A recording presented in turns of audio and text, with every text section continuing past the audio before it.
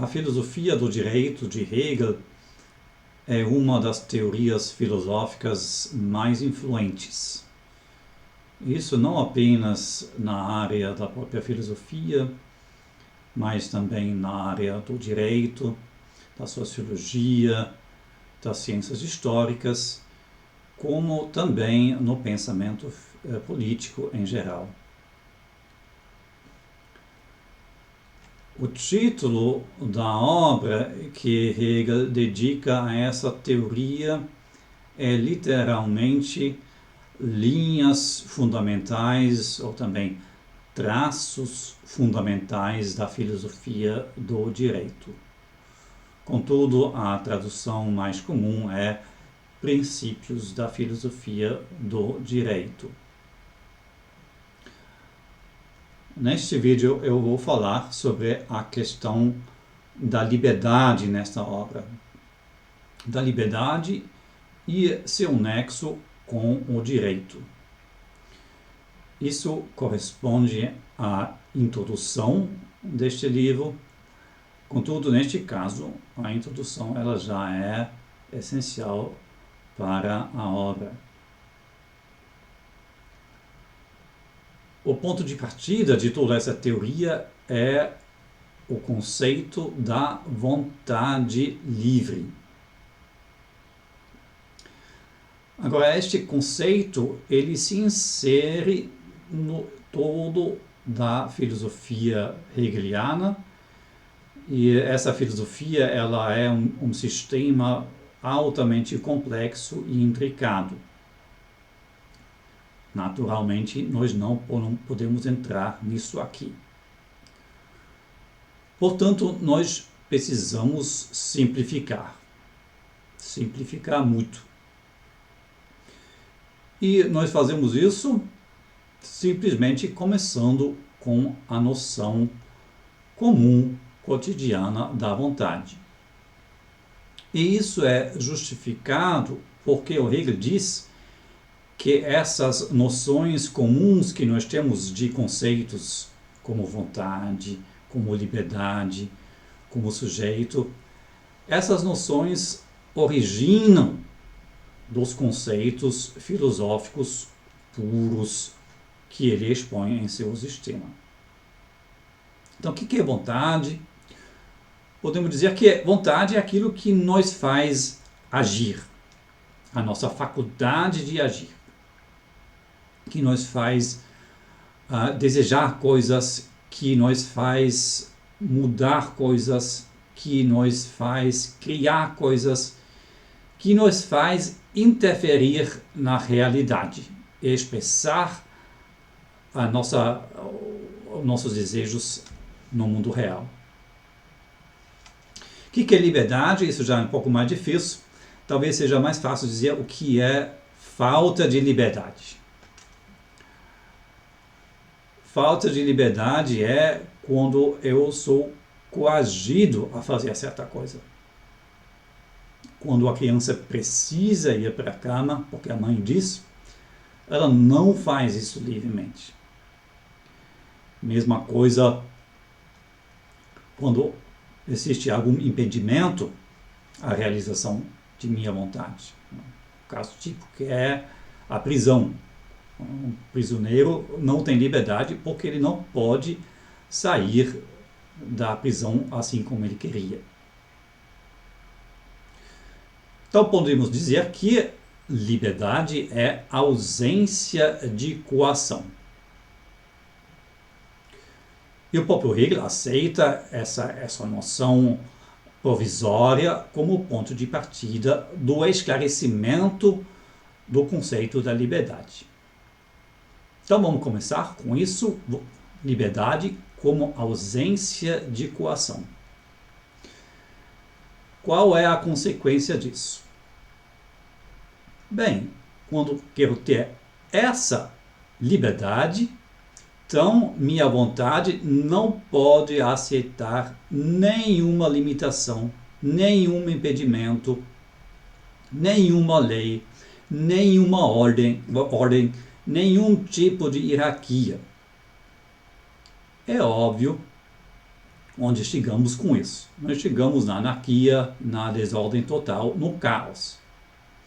Hegel chama este tipo de liberdade abstrata, porque ela abstrai de todo conteúdo, de toda determinação. O Hegel também oferece um exemplo paradigmático de tal liberdade, de tal entendimento da liberdade. Isso seria o terror na Revolução Francesa.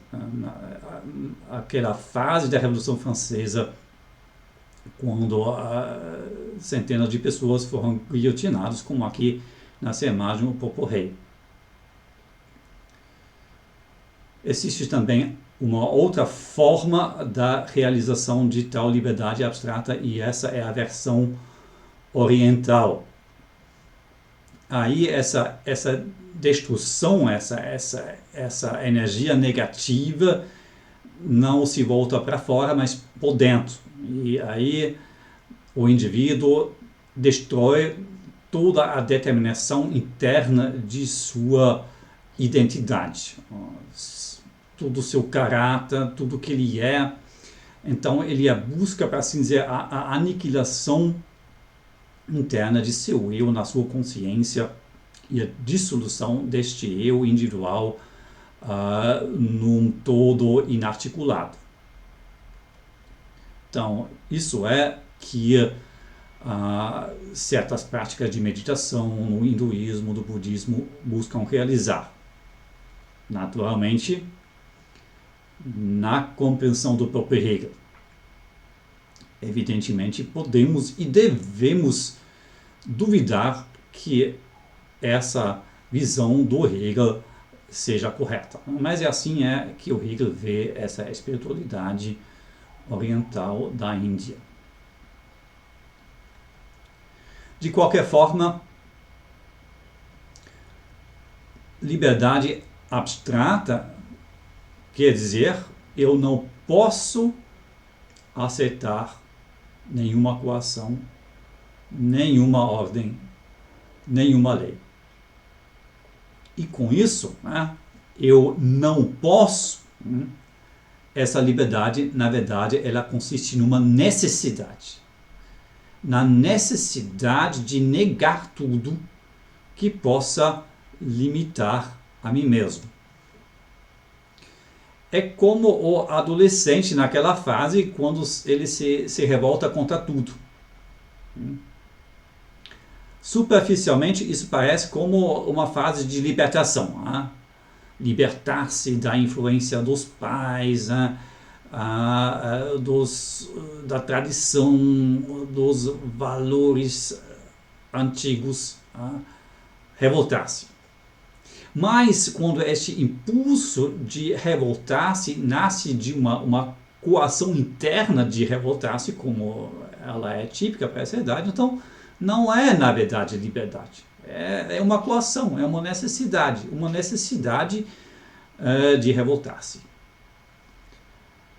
Quer dizer, a liberdade abstrata, ela não é verdade, não é liberdade. Na verdade, ela não é liberdade. Ela é uma pura necessidade, a pura necessidade da negação, da destruição.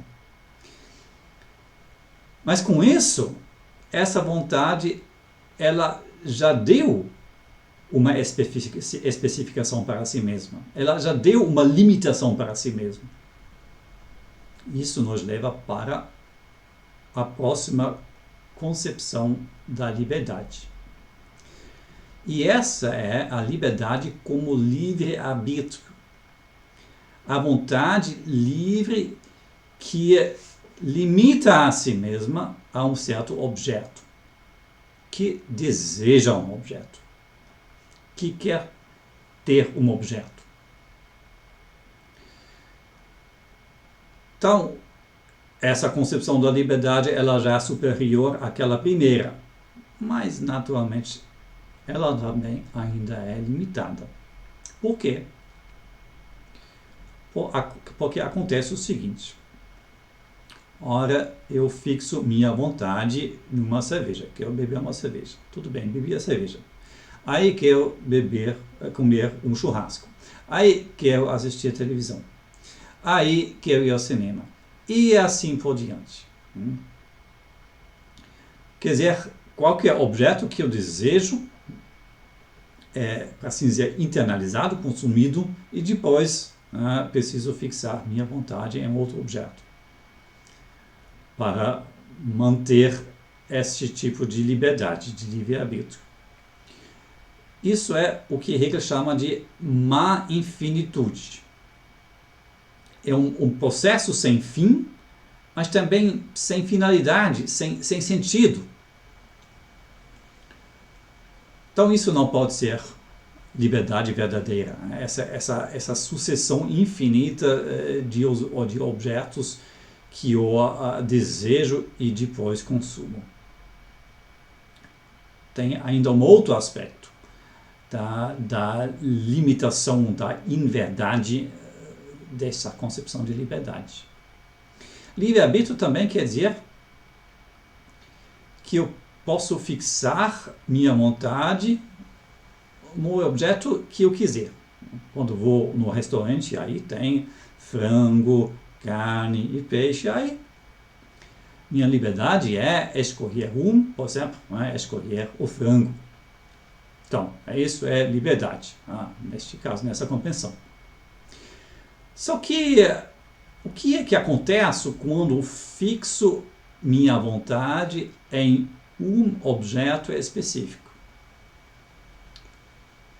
Aí, minha vontade está fixada nele e, com isso, automaticamente a minha liberdade de escolher, ela termina. Porque quando eu escolhi, eu não posso escolher mais. Isso é lógico. Consequentemente, tal liberdade, ela existe apenas como possibilidade de fixar-se em algum objeto.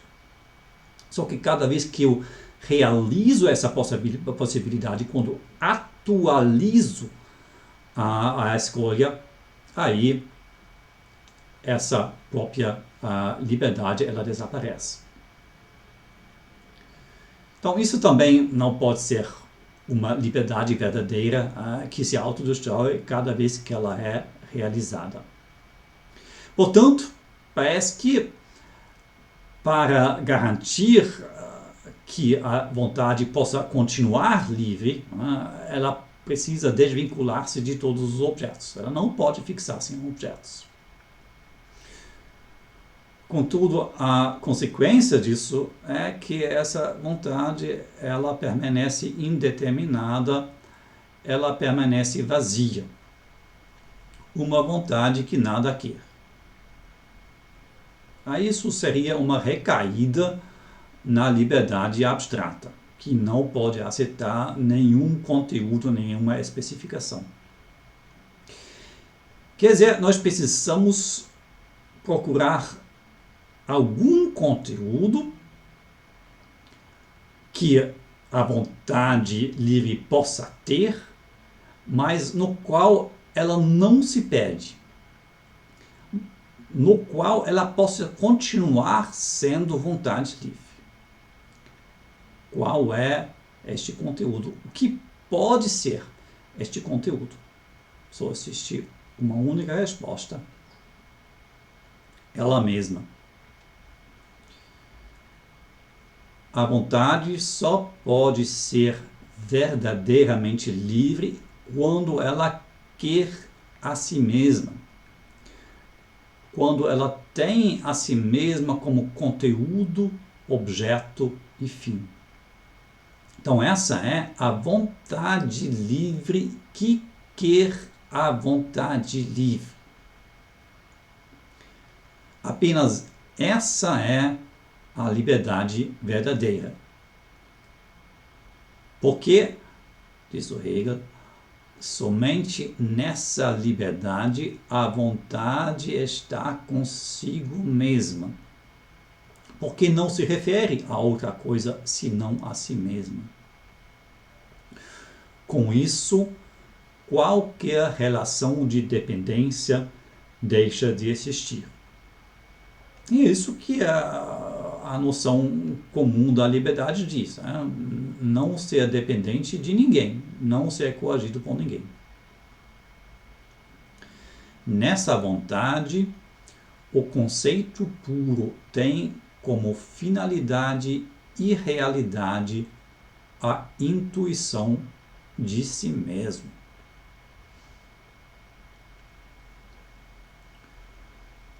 Podemos resumir essas três formas da compreensão da liberdade: a liberdade abstrata é a compreensão da liberdade sob a noção da necessidade, o livre-arbítrio, sua compreensão sob o conceito da possibilidade, e apenas a vontade livre, que quer a vontade livre, é a liberdade real, a liberdade que realiza a si mesma e não se destrói na sua realização.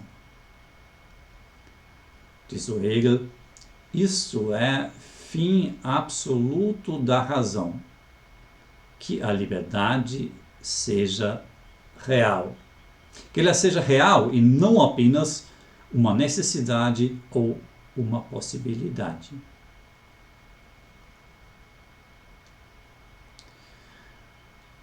Agora, vamos tentar entender isso um pouquinho melhor. O que é isso? Vontade livre que a vontade livre quer. Essa é a vontade livre que quer a si mesma simplesmente. Quer dizer, que quer simplesmente a vontade livre. Ela não quer alguma vontade livre específica. Então, essa vontade livre, ela não quer a vontade livre do Conrado, ou do João, ou da Maria. Ela quer a liberdade simplesmente. E isso quer dizer que ela quer a liberdade universalmente. Ela quer a liberdade em qualquer realidade que ela tenha, em qualquer lugar, em qualquer tempo. Isso quer dizer, em qualquer indivíduo. Então, a liberdade que a liberdade quer, não quer apenas a liberdade minha individual. Ela quer a liberdade enquanto tal e com isso como algo universal. Também podemos explicar assim: uma criança diz, por exemplo, que ela quer ser um Magareth. Quando sou adulto, quer ser um Magareth. Aí se pergunta a essa criança: mas por que você quer ser um Magareth? Eu gosto tanto de animais. E o Magareth, ele trabalha o dia inteiro com animais. É óbvio que essa criança não sabe o que é o Magareth. Que o Magareth mata animais. Quer dizer, quando você não conhece o conceito daquilo que você quer, você não realmente quer, você não realmente sabe o que você quer. E quando você não sabe o que você quer, você na verdade não quer. Quer dizer, para realmente querer a vontade livre, nós precisamos compreender o conceito da liberdade. Quando nós não entendemos o conceito da liberdade, nós não sabemos o que queremos quando queremos a vontade livre. Mas o conceito de alguma coisa já é algo universal. Cada cachorro, o cachorro é minha casa, o cachorro lá fora na rua, cada tal cachorro é um indivíduo. Ele é diferente do outro, ele tem suas peculiaridades. Mas o conceito do cachorro, Ele é universal. Ele pertence igualmente a todos os cachorros, em todo lugar, em todos os tempos. Mesma coisa com o conceito da liberdade. O conceito da liberdade, ele é universal. Ele pertence a todos os indivíduos livres, em todos os lugares, em todos os tempos. Portanto, quando eu quero a vontade livre em seu conceito, eu quero ela em sua universalidade. Então, por isso eu já não posso mais querer apenas a liberdade minha. Necessariamente eu quero a liberdade de todos. Eu quero a liberdade enquanto tal, seja ela de quem for, onde for, quando for. Então, essa vontade livre que quer a vontade livre, ela é a universalidade que tem a si mesma como conteúdo, objeto e fim. E com isso nós chegamos ao conceito do direito. Porque o direito nada mais é do que a realidade objetiva universalmente reconhecida da liberdade. A vontade livre que quer a vontade livre, ela afirma a si mesma, ela se autoafirma universalmente. E com isso, ela dá a si mesma essa realidade que é o direito. Quando tenho a liberdade de expressar minha opinião, por exemplo, e quando essa liberdade ela tem realidade, ela existe de forma objetiva, e quando eu mesmo tenho a consciência de que essa liberdade de expressão ela deve ser reconhecida, ela deve ser respeitada, tanto em mim quanto em qualquer outro indivíduo. Então isso é o direito. Isso é o direito à livre expressão. Este é o conceito, a concepção daquilo que direito é. Neste caso, direito à livre expressão. Uma realidade objetiva que deve ser reconhecida e respeitada universalmente. Quer dizer, o direito nada mais é do que a outra face da realidade, da liberdade. Ela é a realidade da liberdade, a realidade objetiva da liberdade de cada um.